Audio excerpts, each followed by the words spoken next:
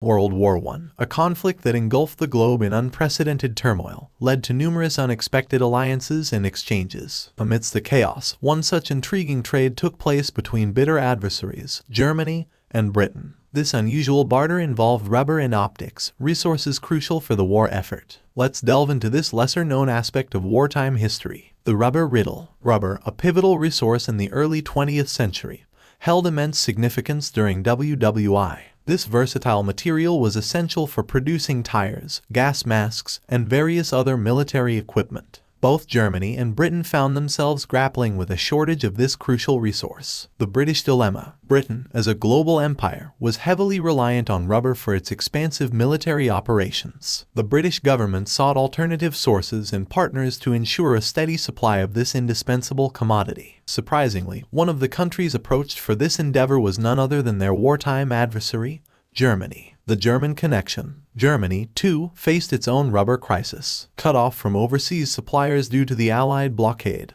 Germany had to rely on domestic sources and seek unconventional trade partners. Britain, with its robust colonial network, was a tantalizing prospect. The diplomatic dance. The rubber trade negotiations were conducted with a level of diplomatic subtlety and pragmatism rarely seen in times of war. Both nations were acutely aware of the absurdity of the situation but were driven by the dire need for resources. Optics, the unlikely bargaining chip. In addition to rubber, optics emerged as another facet of this peculiar trade. Optics, vital for military operations, encompassed a wide range of instruments, from binoculars to periscopes. Both Germany and Britain had specialized knowledge and expertise in this field. The intellectual exchange. Germany, renowned for its precision engineering, boasted a wealth of knowledge in optics. British engineers and scientists recognized the value of this expertise and, in an astonishing turn of events, clandestinely exchanged technical information with their German counterparts. The veil of secrecy. This clandestine exchange of information,